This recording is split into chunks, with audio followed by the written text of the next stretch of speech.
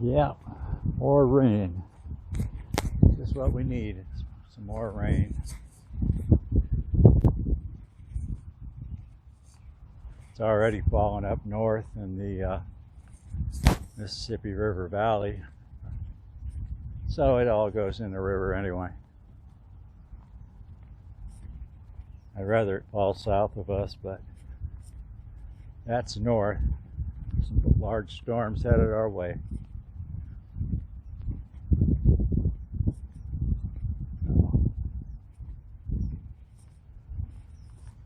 Got some video this morning of Highway C and Salt River Road area. I'll put this with that video, and all the water you're about to see in this video is not supposed to be there. It's kind of a map from the National Weather Service of the St. Louis area. We got the Illinois River up here, Mississippi River, Missouri River, all the green that surrounds the rivers is some people understand it's all flood stage. So all the rivers are in flood, and the different colors in the area are thunderstorm warnings.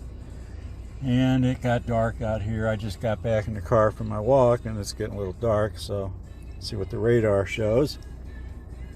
And there's the radar from the St. Louis area.